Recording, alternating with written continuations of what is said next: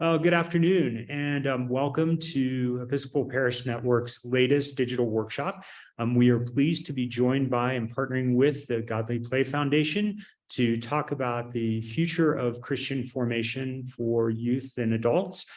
This is really exciting, as we have come through the pandemic and gotten to whatever that next side is. There is this question of what does Christian formation look like in this moment, and the Godly Play Foundation has been doing some great work in looking into that and helping us determine what will be next. So we're excited to hear from them today. If you are not a member of Episcopal Parish Network, I invite you to learn more about the work that we do, which includes digital workshops like this and our annual conference, which will be happening next year in Houston. There's more information that you will see in the chat. I also invite you to put where you're dialing in from today into the chat. And with that, I'm going to hand it over to Heather. And thank you all so much for being with us today. We're really excited to hear what you have to share. So Heather. Great. Thank you, Joe. And thank you to the Episcopal Parish Network for inviting us for this opportunity. We are thrilled to share some of our research and ideas with you. But before we really dive in, I'd like to for each of us to just give a brief overview of who we are and our role with the Godly Play Foundation before we dive in. So I'll start with me. I'm Heather Ingersoll. I'm the Executive Director for the Godly Play Foundation, and I live in just outside of Portland, Oregon.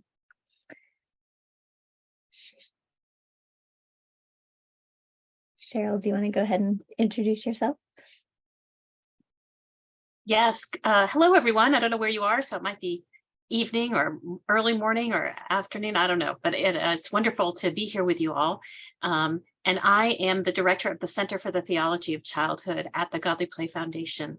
How about you, Joy? Thank you, Cheryl. Hi, everyone. I am Joy Studer. I am the creative director of the Everyday Godly Play program, which you will hear more about shortly. And Raynell. Hi, everyone. I'm Raynell Taro, and I'm the administrative director for Everyday Godly Play project. And so you, as Joy mentioned, you'll be hearing more about that today. And I'm so happy to be here with you. So Raynell, I will just invite you to dive in. Great. Well, again, we appreciate all of you being here with us today. And given today's topic, we wanted to really begin with a moment of reflection and a time for you to share in the chat a little bit of what you might be carrying with you into the room. So the question that we wanted to pose is, what are the top issues worrying you right now in terms of your work with children, parents, and families? And so we want you to take just a minute or two, and we invite you to type one or two of your thoughts into the chat.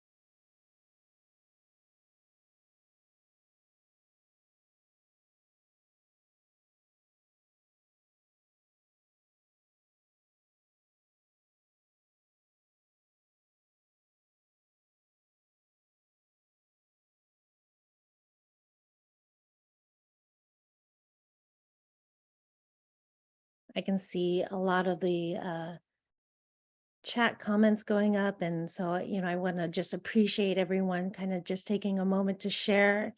And we really want you to feel that even though we're holding the joys, that we know that there are these concerns that we also are carrying and bringing into this room. And so as we continue to discuss more about families and their spiritual direction, just know that we're holding all of those things together. And so now I invite Cheryl and Heather to give an overview of the research that and our learnings that we've been coming into, just as we have these concerns fresh on our mind, what we've been hearing from families and other religious leaders. Great. Thank you, Raynell. And thank you all again for these comments in the chat. It spans from all things from declining participation to burnout to feeling like there's so many competing priorities for families. There are many things that you named, and thank you for doing that.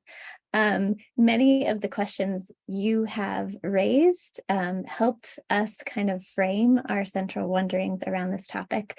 So in June of 2022, we received a grant from Lilly Endowment Incorporated to explore how we might, as an organization, support parents and caregivers as they support the spirituality of their children.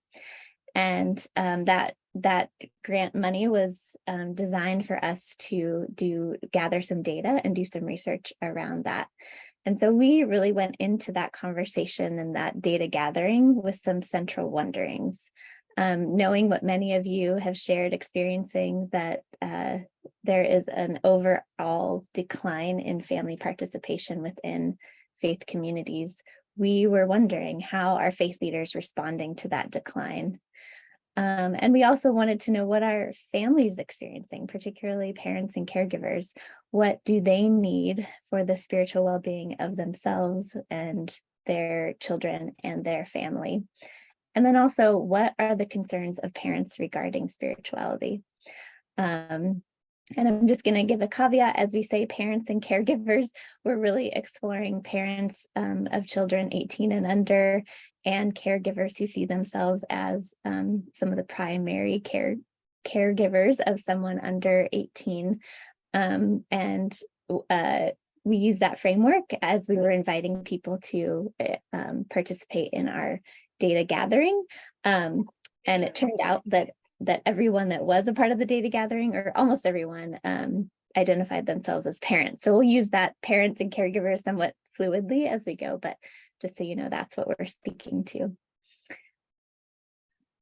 So to gather the data, we divided our research basically into two sections. We wanted to do a deep dive with parents and caregivers, and we did that in two ways. We did an online survey. In those surveys, we invited the parents and caregivers to provide us information about their hopes and dreams for their children's spirituality and what challenges were impacting those hopes and dreams. And in addition to the surveys, we hosted 5 virtual and in-person listen and learn sessions. And we called these experiential listen and learn sessions because we not only invited the participants, the parents who were involved, to share with us basically in a focus group format, but we also provided them an opportunity to explore a story and explore ideas around children's spirituality to help them maybe even dream bigger and imagine bigger about what supporting the spirituality of their children and their family might look like. So those in-person and virtual sessions, total, we had 26 adults participate. We also had 36 children. So most of the time together, the parents and children were doing things separately. But we also provided a time for parents and caregivers with their children to engage in a godly play session, just so they could explore spirituality together. And then we did some listen and learn session surveys. So we did some surveys following those listen and learn sessions. 98% of the parents and caregivers who participated in the survey or the focus groups identified as white or Caucasian. There was one who identified as a single parent. The rest identified that they were co-parenting. just over 50% reported attending religious services about once a week or several times a week. So just keep in mind that these are people that are, pretty highly engaged in their faith communities, at least 50% were. And then we had a wide range of denominations represented, from Episcopalian, the Lutheran, Nazarene, UMC, Presbyterian, UCC, Catholic, Mennonite, and then others just named Christian. So we also did some data gathering with faith leaders, and that included the same thing, online surveys, to learn more about how congregational leaders are currently engaging children and families in spiritual nurture and what challenges they were facing in that work. So we had a total of 114 online survey responses. And then we also hosted listen and learn sessions, which were more of a focus group format. We hosted 4 of those with 25 total participants. And then we did 2 particular one-on-one virtual listen and learn sessions with school chaplains. So from that data, 55% were Christian formation directors, 10% were lead pastors, and the congregations that they were a part of were ranged in size from less than 50 to more than 200. 25% were Episcopalian, but many other denominations were also represented, including Baptist, ELCA, UMC, Nazarene, Interdenominational, and the Church of England. And just to keep in mind, as you're hearing what we found in the data gathering, there are always limitations when you're doing research like this. So we wanted to name some of those. It's definitely skewed toward families somewhat connected to Christian communities, mainly mainline, particularly because the networks that we reached out to, but also if you look at the data that we gathered and who we connected with, a limited sample size. This was limited to North America. And also the learn and listen sessions were led by proponents of godly play.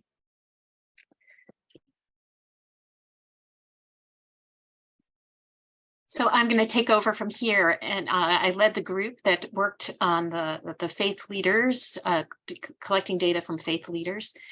So I'll share with you a little bit about what we heard from them.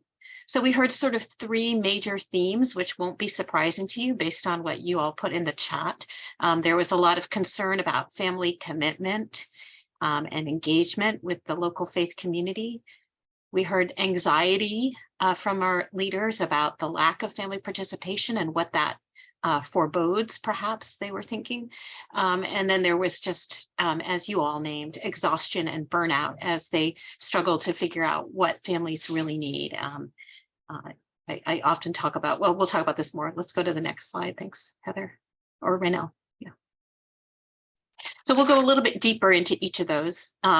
So as I mentioned, there was this concern about the lack of commitment and engagement from families. You see the quotes that we pulled out from some of the surveys and some of the sessions that we had. Many young families are just too busy, right, with other events on Sunday mornings to attend. You know, they were talking about how we have to compete with sports, of course, that's always ubiquitous, or with birthday parties, travel, family travel, all of those things mean people are not committed, they're not engaged.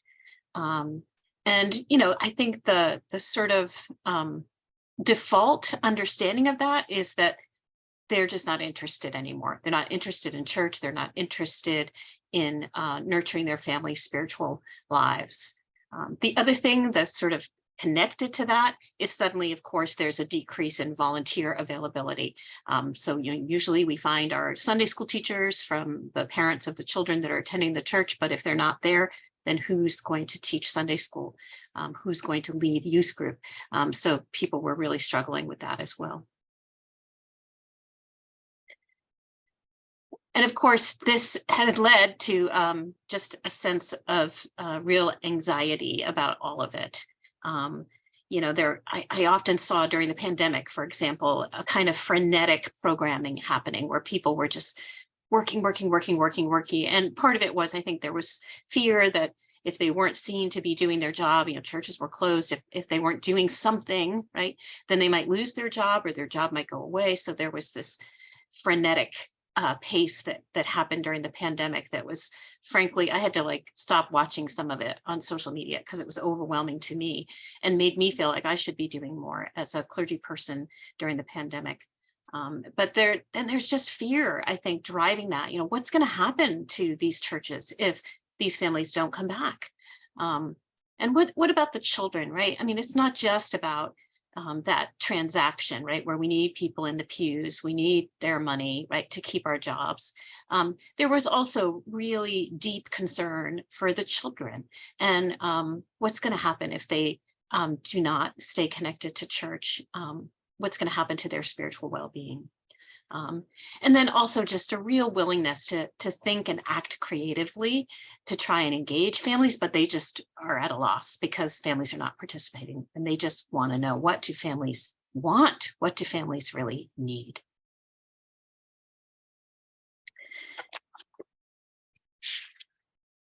So my question for all of you is, and it feels kind of silly since you put a lot of this in the chat, but did you hear anything as I was sharing what we heard in the research that resonated with you? And you can put those in the chat, something that really felt like, yes, that's exactly where I'm at.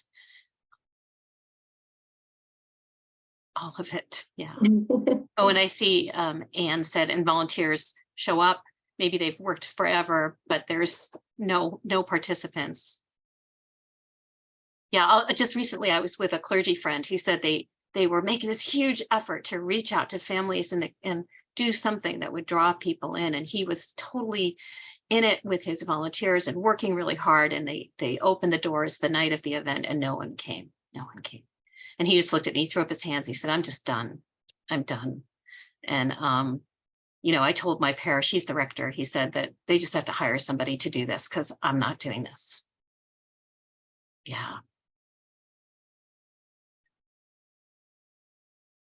Thanks to those of you who are sharing. Yeah.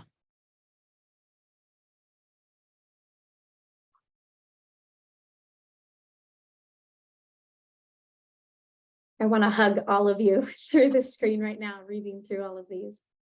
So, as well as spending all this time with the clergy and lay leaders, as Heather mentioned before, we had the gift of gathering with parents and caregivers. And in doing this, we hosted those listen and learn sessions where we offered a lesson of children's spirituality. And we invited the participants to wonder about this. And from there, we just listened. And in Godly Play, we often talk about great mysteries and that people need a way to get ready to enter a mystery. Many people walk right through without even knowing it's there. So let's walk through this video together as you hear quotes from parents who came to our listen and learn sessions. We ask you to stop, watch, and pay attention to what they have to say. We invite you to be present for this part of the mystery.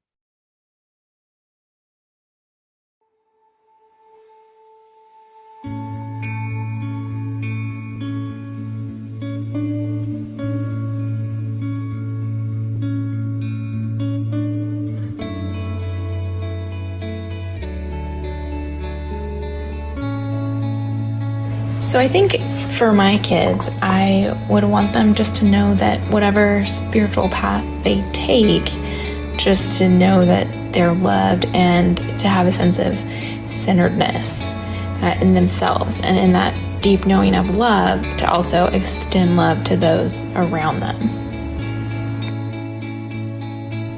To know they are seen, held, loved, and created by a compassionate, merciful, just God.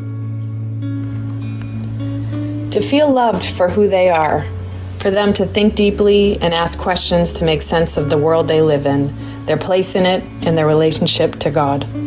For them to understand God's love for them and for others, and for them to have a desire to participate in this without guilt and fear motivating them. I've grown up in the church and, know all the right answers for the various, curriculum or whatever that some of the churches use. And I almost cried, or I was crying for the children's spirituality one. And I think that's very telling about I don't want to say curriculum, maybe that says something profound about the method. I think because it wasn't, like you were saying, it wasn't a yes or no question. It was, a more internal process. That's something that was not expected. I need to feel that I have people around me who understand the work and are supportive of me and how I want to parent. People who are willing to listen to me, encourage me, and help when I need help. I want my children to have a loving relationship with Jesus and the earth and themselves. I want their relationship with God to be like comfort and a thing that they can turn to instead of this false answer that doesn't actually work, like shame-based boundaries that keep you in a conforming system. My child feels a connection to and responsibility towards humankind, nature, and protecting the earth. I am reminded that I need more community with adults who share my beliefs and comments regarding childhood spiritual development. That my child knows himself treasured, loved, deeply known, and safe. That he's encouraged to live the mystery and wonder of God, the world, and himself. That he experiences integrity and spirituality and faith from those around him.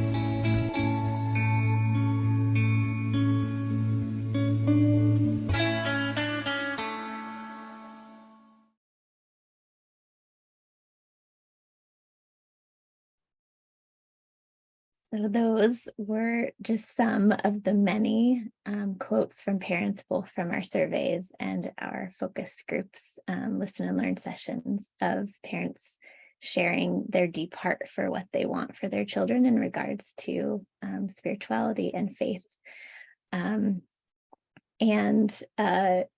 It's this, like I said, is just one bit of the many quotes that we got from parents. So what we did was we took all of that and we coded it and looked for themes.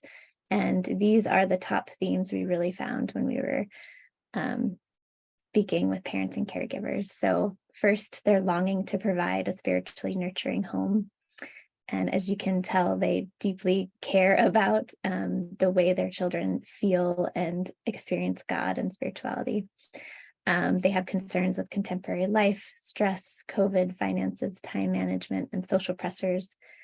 They feel a lack of connection or fit within their faith community and a lack of support.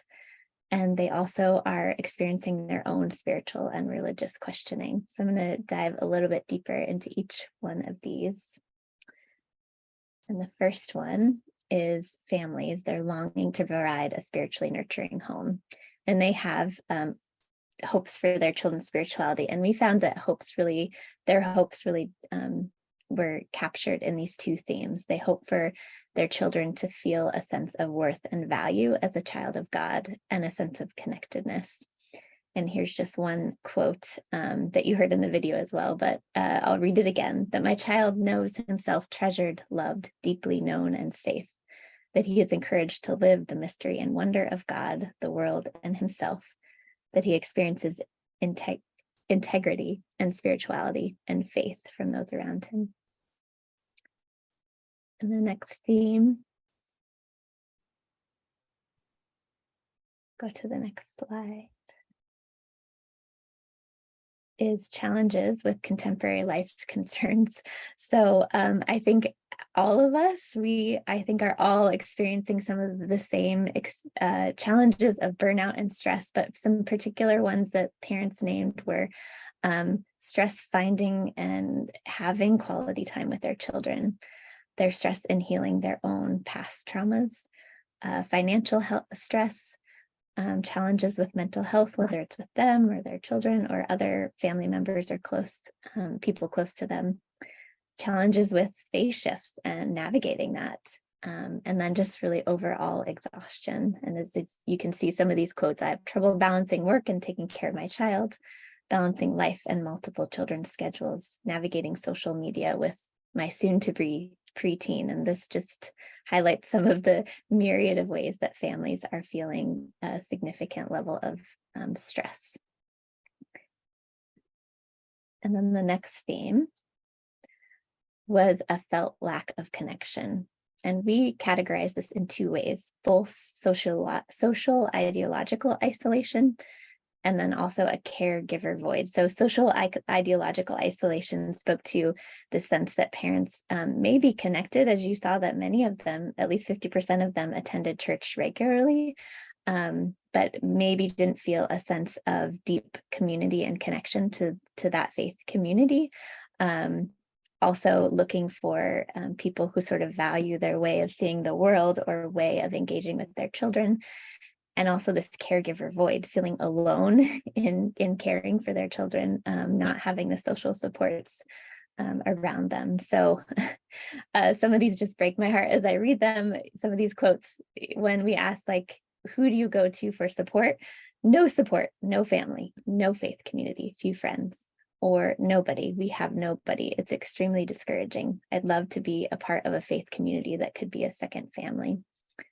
And then another, raising 7 children with little physical and emotional support. And then the final theme was spiritual and religious questioning. So we recognized a sense of spiritual isolation, categorized by a few things. There was conflicted relationship with religious institutions and spirituality. That might be things like, I don't want my children to have to unlearn the things they learned as a child in church, like I've had to. That also was captured in the ability to nurture children's spirituality, just questioning if there was sometimes a disconnect between the parents' hopes and dreams for their children and what they saw them experiencing in Sunday school, and a suspicion of provided religious education. And parents named really a spectrum of experiences with church. Some used the words trauma, some used harm, spiritual harm, some just used this sort of sense of suspicion or maybe not fully trusting the institution or the church to care for the child like they wanted their child to be cared for. So a couple quotes that highlight that. A challenge, trying to impart knowledge or answering questions when I'm going through my own faith shifts. So parents wondering, how do I tackle these big, important questions with my child if I don't know the answers myself? And the next one speaks to that as well. I don't feel very spiritual myself and don't know how to talk about God with them other than demonstrating gratitude every now and then. So what do we do with all this? And Cheryl's gonna enter that. Yeah, I could talk a long time, so I'm not going to, but I do want to lift up for you all that it's tempting as members of the Episcopal Church or really any of the mainline denominations to say this is not about us, right? Whatever it is they're feeling, the suspicion about religious institution is about something else. I remember when I shared this research with a colleague, them saying, well, that's not Episcopalians. You know, people don't feel that way about us. And but you saw in our demographics that there were many people involved in this study that were Episcopalians. And so we have to take this very seriously and pay attention to what people are saying.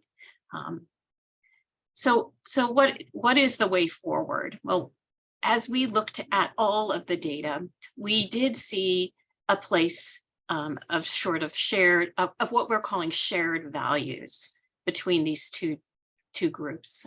You know, one group is saying these families don't care at all, they're not coming, they're not engaged. And another group is saying we do care, we just don't know what to do with all of that. So where do the two meet? Well, first of all, we heard right from each a mutual kind of concern about their children, their families' spirituality. They may emphasize some different things, but we know that there was deep concern for that on both sides of the equation. They're all feeling stress, right? The formation leaders are stressed, they're tired, they're burned out. And I think certainly all of us as we've been doing some reading about the pandemic, we are aware that parents with young children are exhausted, right? That the pandemic took the stuffing out of all of them and they're exhausted. And so we recognize that. And we also know that they are overscheduled. They're working as fast as they can to provide everything they think they need to for their children, and they're tired. So there's a place of connection as well.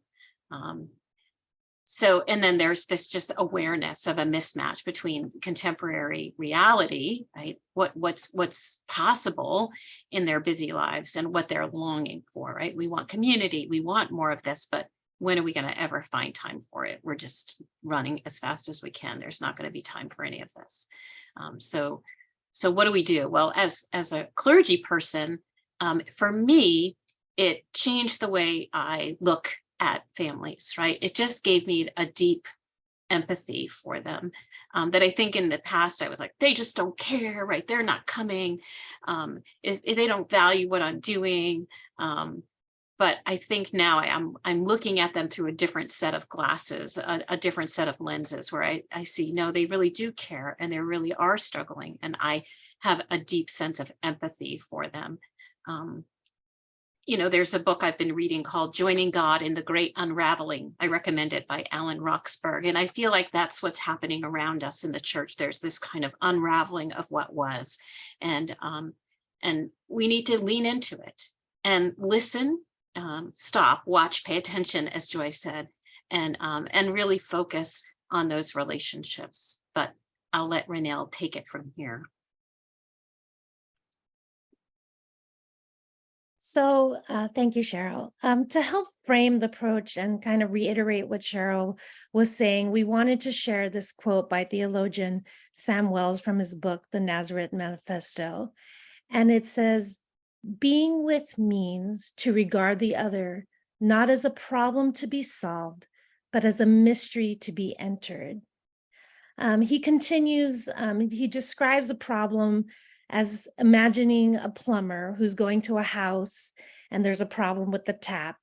And in that case, you would show up with your bag of washers, 5 different types, because you know there are only 5 different types and you can fix it. But on the other hand, a mystery is something you've never encountered before. You have to bring your whole life and your whole professional experience to bear on it. And even then, he says, you have to stay with it for quite a while.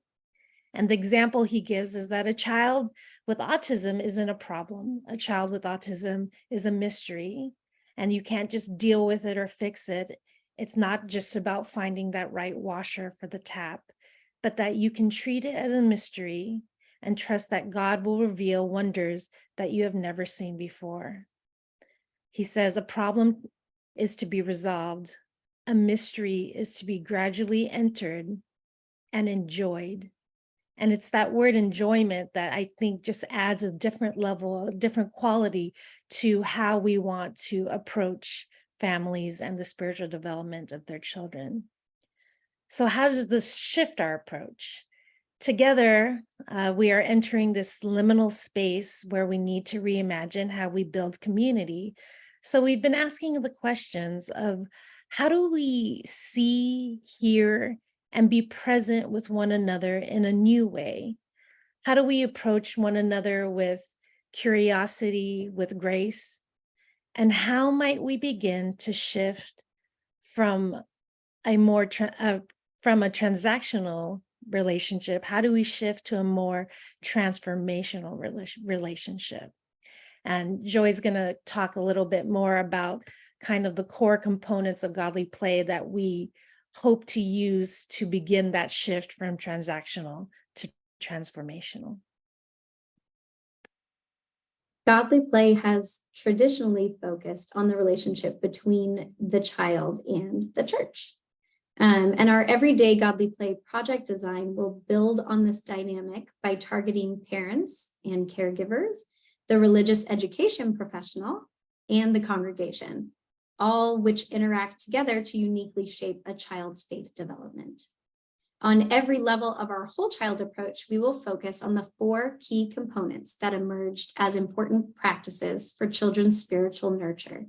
And those are narrative, wonder, play, and rhythm.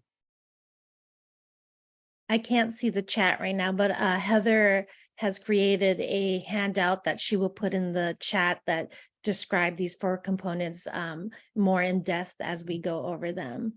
So narrative, the importance of stories and hearing them more than once. And so I just want to expand on that a little bit. You know, there's this concept of the ability to tell our own story, the importance of hearing other stories and seeing ourselves in those stories.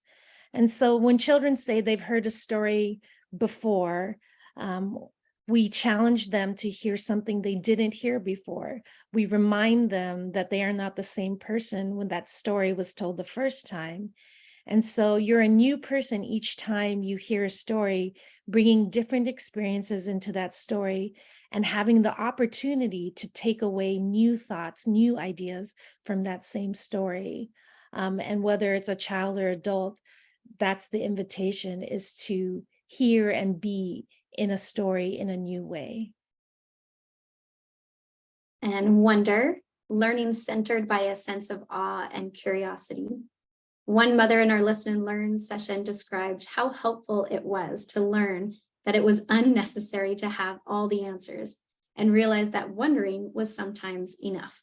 I think we've all been there. She said that before the pandemic, if her children asked her a difficult question about God or the Bible, she always thought she needed to have a good answer, the right answer.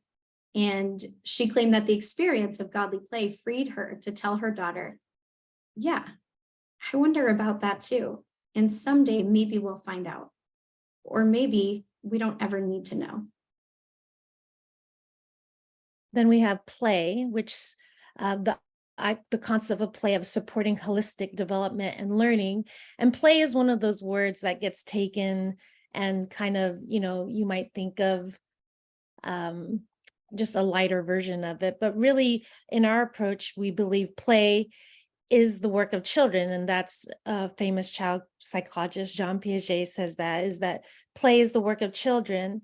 And I wanted to share one quote from Fred Rogers, which is, play is often talked about as if it were a relief from serious learning, but for children, play is serious learning. And we have rhythm.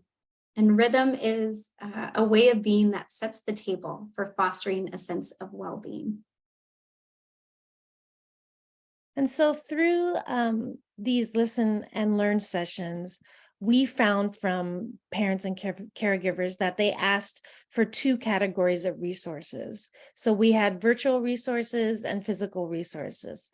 And the virtual included podcasts, which actually was one of the most popular requests, was this idea of having something that they could listen to while in the car or doing dishes. So something that really fit into their life, you know, the on the go, videos, and then blogs. And then for physical resources, I think one of the most popular requests was children's books, storytelling materials, subscription box. I don't know if any of you have seen these Montessori type box like Love Every or Monty Kids. So something to that of that nature, but in a more focus with spiritual development. And then resources for caregivers themselves to also reflect on their own spiritual development. So beyond virtual and physical resources, they requested opportunities to develop connections with other parents and caregivers, including online message boards and small group gatherings focused on cultivating their children's spirituality. So we have the pilot. And I know some of you are looking at this and it looks like a lot more to do, which is the last thing anyone needs. And I hear and see all of you. So we want to clarify that no one needs to do all of these things. COVID has taught us that some people like to do all the things. And some people just need to pop in the earbud, like Raynell said, and listen to a podcast while making dinner or driving to and from work. We believe that by offering all of these things in our pilot program, we will find out what works best so that we can provide the best resources for participants to utilize. So the Everyday Godly Play pilot will be 3 months, offering multiple resources that follow a monthly theme. Although the resources can all connect, they also work separately. For example, we're going to kick off with Advent. Presence over presence will be the first theme launched this fall. There will be a subscription box delivered to each household containing items to tell, listen, play, and wonder about a story. Written resources such as children's books will be involved. There will also be a short monthly video to listen to the story and watch that follows the monthly focus, as well as a podcast. And each podcast will have guest speakers who can add more wisdom to the discussion. And this resource will actually be public during the pilot and beyond. So keep a lookout for that this November. Then we have our online hub. We recognize the need for accessibility and to make things really easy for families to access. And so one of the other things that was mentioned was, again, this lack of connection or just a feeling of the need for community. So the online hub will allow us not only to have one place to hold the resources and access them and make it easy for parents and caregivers and religious educators to find the resources. We also want the ability to have forums where we can create community groups and parents can be connected to others who are in a similar situation or are asking the same kind of questions.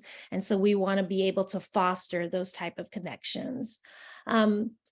Then we also want to have trainings, not necessarily for parents and caregivers, but trainings for religious educators and clergy.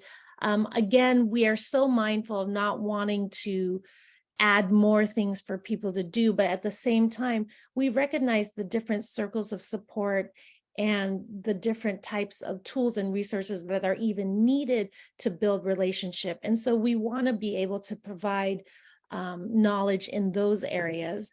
And so some of the things we're looking at is doing 2 webinars a year. We are planning on having one this fall in October focused on trauma-informed children's ministry. And then we also want to help religious educators become spiritual companions. And so a little bit more of an ability to walk alongside families in that way. And then there's been interest also in training others to do learning and listen and learn sessions themselves with their congregations. And so trainings on how to do that as well is some of the things that we are beginning to look at and are excited about sharing. Speaking of resources, we did want to be able to share some resources early on. And one of them is the Wondering Together project by Sally Thomas.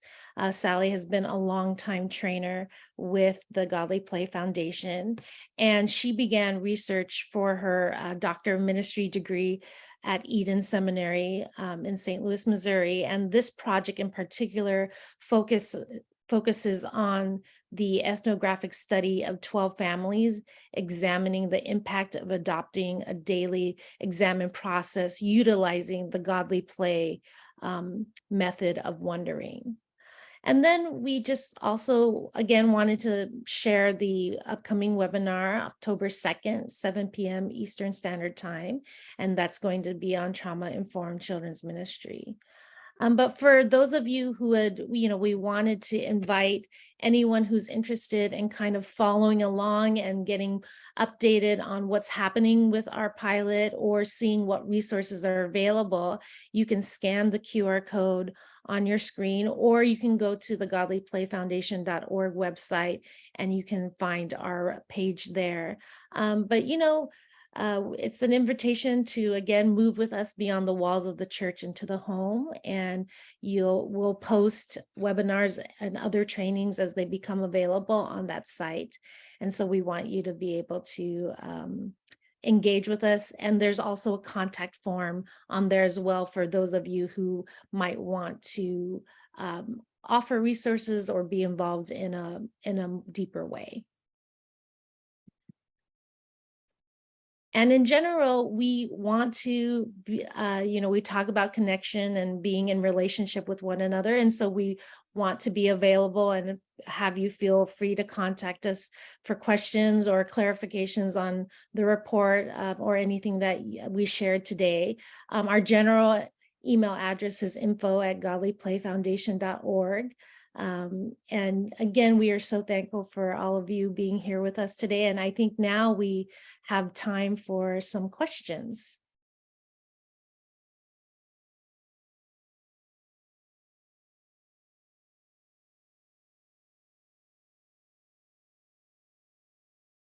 I just wanted to add, first of all, please, put your questions in the chat and we'll look at those. I just wanted to add that certainly we invite you to consider some of the resources we're developing, whether or not you use Godly Play in your parish, but also know that I think some of these concepts and ideas and an invitation to engage with families and spend time listening and learning together and wondering together, whether or not you use Godly Play as a way to invite you to consider new ways forward. We'd love to be conversation partners with you on that journey, or invite you to be conversation partners with each other on that journey. But we hope this content will help you maybe think through some new ideas. Okay, let's dive in. We got lots of questions. What ages do your materials address? Let's answer that. For Joy and Raynell, I know you've talked about that. Yeah, I can answer that. So Godly Play was originally written for ages 3 years through 5th grade. And although our pilot will be recognizing and focusing on those age groups, I don't think people will limit it to that. Just like now currently with Godly Play materials, people use it far beyond and even before those ages. However, we will be running the pilot for that age group. So 3 years old through 5th grade.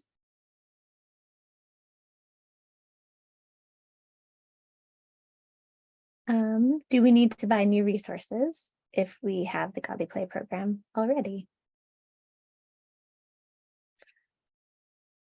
And the answer is no.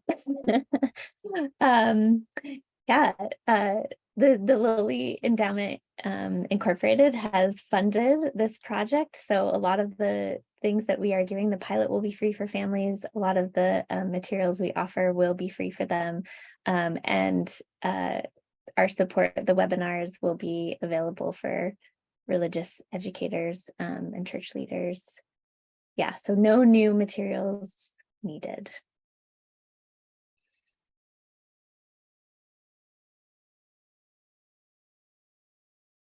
I would say we are being mindful, though, of how churches who do want the materials to use them with their families. I think we're thinking about accessibility and kind of from an equity point of view, making sure that this isn't one more thing that churches have to buy and then feel like they have to supply. So I just want to mention that is top of mind in terms of, for churches who do want to be able to resource their families in this way. How do we make that a part of something they can do?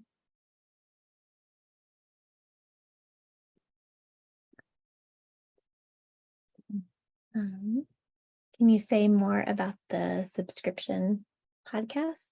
No, subscription boxes? I can take that one.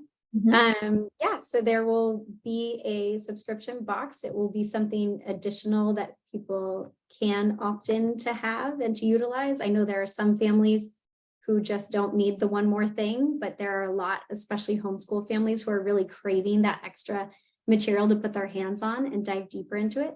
So, for example, because I know you're probably wondering what's in the box, right?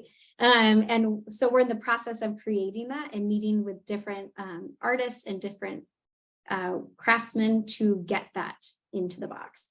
So for now, I can tell you that the Advent box will have some pretty special things that will hopefully open up the idea of presence versus presence and really helping people focus their families on being in the moment during the Advent season. So there will be materials like children's books will be in there, custom made puzzles, things like that, different things that they can use together to learn more. We do have a question. If there's a subscription fee, and if so, how much? You can, answer that right now. During the pilot, as Heather mentioned, that is kind of the amazing thing during the pilot, is that these things will be for free for the families that are piloting it.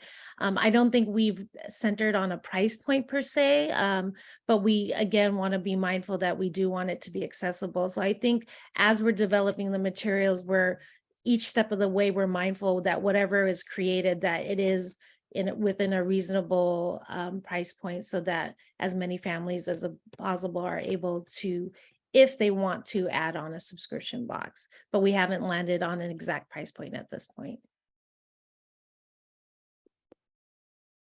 A few questions around the content. Any examples of the podcast content?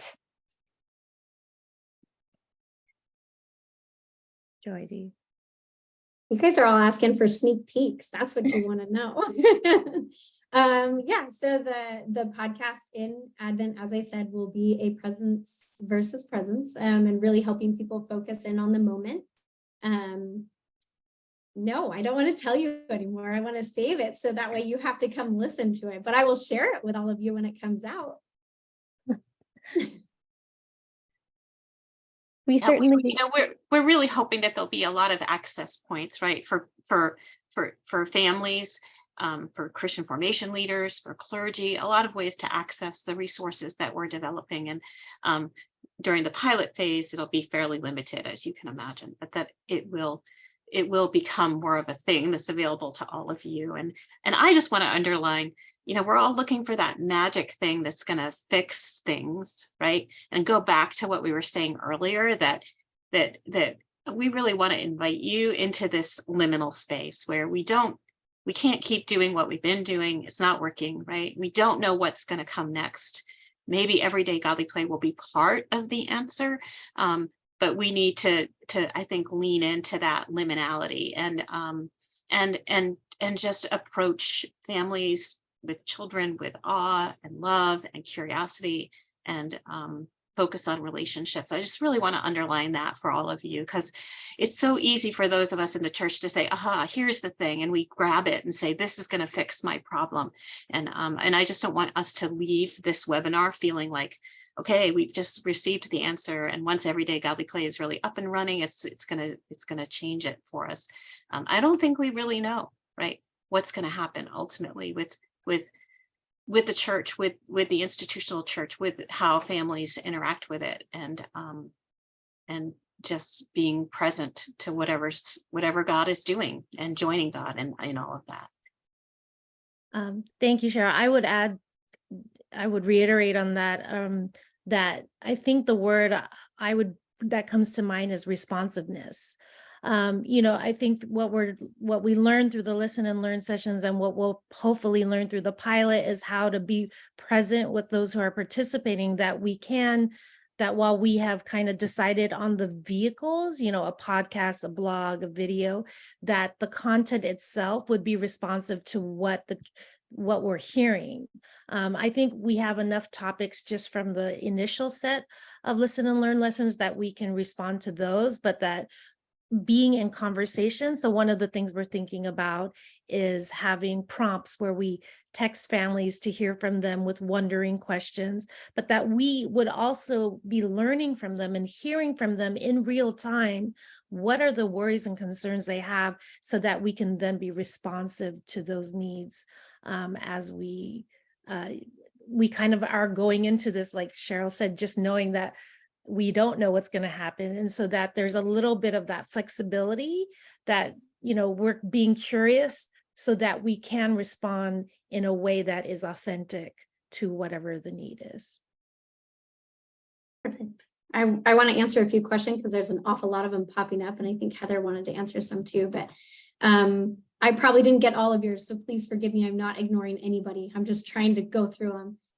Marianne asked about the age of the podcast, if it was for the families to listen to together, for the adults, or for the children. And I just wanted to let you know the podcast will be designed for adults, to give them opportunity for healing.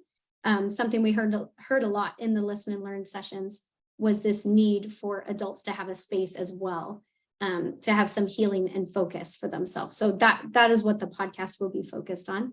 And someone else asked if it was happening weekly. Everything is monthly, a monthly video, a monthly podcast, a monthly box subscription. The blogs might be more frequent, different reading materials that will pop up might be more frequent. And we are definitely not replacing Sunday school. This is not something that's going to replace people's godly play programs that are happening every week. This is something in addition for families, specifically to be able to take a little bit more ownership of things they want to help their children with their children's spirituality. They want to be able to nurture as well. So these are tools and resources to hopefully help with that. Heather, I think you wanted to say something too. I'm sorry. No, that's great. Thank you, Joy. I just wanted to name, I know there's a comment about, it sounded like particularly parents, no one was mentioning weekly Sunday school that they needed, or, and I do think that's valuable to know. I mean, part of that could be certainly the questions we were asking. We were asking, more broader questions about what the Godly Play Foundation could do to support the spirituality of your families. But also an interesting disconnect that there was certainly a need for connection and community that we heard from parents and caregivers. We heard a lot of intergenerational programming from religious educators, that's kind of the way forward. I wouldn't say that's anything that really popped up significantly among the parents. I think it was more the sense of needing some deep connections and deep community that sort of walked through life together. So just something to, I think, highlight. There's a lot of talk of intergenerational ministry, not that that's a bad thing at all, but it may not be what families need in your communities. And this is where, sort of, as Raynell said, being responsive to what you're hearing and experiencing can help you in that process. There was a question. Would it be fair to say that these concerns people expressed have been there even before COVID? Perhaps COVID made it more pressing. And then what do you think about priests holding these conversations to assess what are the current needs of the parents in our own context? Maybe Cheryl, do you want to speak to that as a priest? Well, I certainly think the concerns were there. I think that all of this was happening before COVID, and that COVID really accelerated it a lot for families. They fell out of the habit, those that were coming on Sunday mornings. We've all read the studies, right? They stopped coming on Sundays. They fell out of the habit of coming on Sundays. And it's hard to start that back up again because rhythm is important, right? They've developed new rhythms, new ways of being family. And so there has to be a really compelling reason for them to get up in the morning and put on their Sunday clothes and go to church. So that's definitely something that I think we've observed. And then, yes, I think these are conversations clergy should definitely be having at the vestry level, with their colleagues, with their bishops. These are the things we need to be talking about right now, and trying to wrap our heads around a little bit. We're so quick to move to the fix, right? What is the fix? What is the fix? And I think leaning into this moment is what's called for right now, and what's needed. I also, Heather, noticed someone, I know we're at the top of the hour now, just about what the connection of this program with Stories of God at Home is. And Stories of God at Home, was an important resource for us during COVID. A lot of us used it and used aspects of it. But it's limited, and there's only a few stories that are in there. And if we really want to develop resources for families on a monthly basis, we need to expand on Stories of God at Home. And I really think that's what we see Everyday Godly Play as, kind of building on that piece of work and expanding on it and making it perhaps more accessible, right? There have been critiques that Stories of God at Home can sometimes be difficult if you're not steeped in godly play in the way some of you probably are. So for an outsider picking up that book, it's hard sometimes to understand what's happening. So we're hoping that we can bring it to a level where more people can access the wonder of being with those stories and with their children at home. Here's another question that I think be good to address. So I love this, but there's also an assumption that parents are going to be very involved in children's spiritual formation. I wonder what kids were missing in this way. And something we didn't really talk about, and then going on to talk about the diversity of our listening sessions, certainly that's something we're aware of, and we're kind of being very particular about who we invite to be a part of the pilot. It's a small group of families, so we really want to make sure we're getting a lot of different perspectives. But the question around the assumption that parents are going to be very involved in their children's spiritual formation. One thing that we were really committed to from the very beginning was that we didn't want to replace the church community, the faith community. So our goal was that if families are a part of a faith community, we wanted to provide resources for that faith community to be that center of support for the families, parents, and caregivers. But what we recognize is there are also a significant number of parents and caregivers who, for whatever reason, are not entering the walls of the church buildings of our faith communities. And there are many of them that are longing for something to support their spiritual journey, their spiritual healing, their questioning. And there's not a lot out there for them. So it's a both and in a sense. We're not, again, trying to replace all the important work that happens within a community of faith, but also recognize that a lot of parents are feeling alone. We had one consultant that was looking at our data and talking through it, and he just named something that he recognized, somewhat of he related it to math trauma, like the sense that some parents and caregivers may be walking into a faith community and their body tenses up, or they feel uncomfortable, or they react to something that was said, and they may not even realize why, and it may have been an experience that had nothing to do with that actual community or the people there or that church building, but there's something that it's bringing up for them. And to be mindful of that as well, that people are walking in with stuff that may, on the outside, you may not see and know, but there's potentially a lot happening in there that is making it hard to engage deeply in that place. So we're just finding ways, I think collectively trying to invite faith leaders to find ways to acknowledge that and lean into that, I guess, if you will.